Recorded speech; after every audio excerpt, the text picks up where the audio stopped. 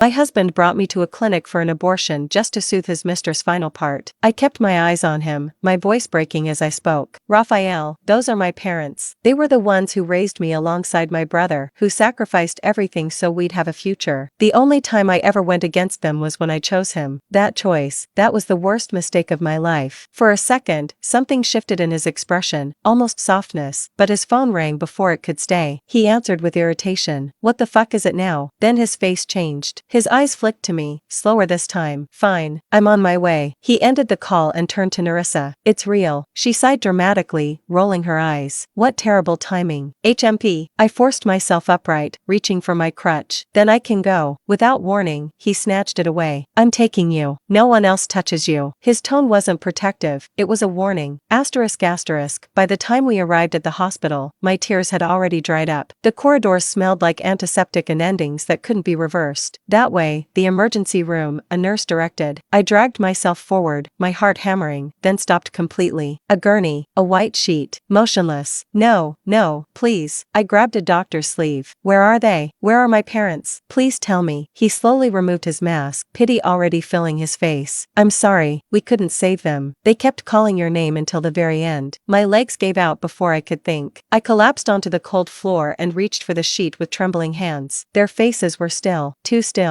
pale like everything had already left them. Mom, Dad, my fingers brushed their cold skin. I'm sorry, I'm too late. I'm sorry. What were their last words? I forced out. The doctor hesitated. They drifted in and out of consciousness. They kept repeating your name, Amara, and telling you to leave your husband. Don't you dare say that bullshit from dying people. Raphael snapped instantly. Show some respect. The doctor flinched, but I barely heard him anymore. Everything inside me was already sinking into something deeper than grief. Asterisk asterisk. When we returned to the villa, I walked through it like something empty, still learning how to move. My parents were gone. Nothing Narissa did after that could cut deeper. I was already ruined in a way that couldn't be repeated. For the funeral, Raphael allowed me to attend, but only with 4 guards shadowing me like I was dangerous. Rain soaked through my clothes as I knelt before their graves. My brother Marcus wasn't there. Only silence, rain, and men watching me like a prisoner. Time's up, one of them said flatly. I pressed my hand against the stone. Mom, Dad, I'll leave, I promise. Back at the villa, my silence seemed to irritate him more than anything else. Raphael began flaunting Narissa openly, making me serve them wine, polish their shoes, scrub floors on my knees. Narissa smiled every time like she was playing with a toy. She pressed her heel down on my fingers. Look at you. Once a ballerina, now crawling like a stray. I didn't react. Pain had stopped meaning anything. Only something heavy and dull remained inside me. That night, a scream shattered the silence like a staged alarm.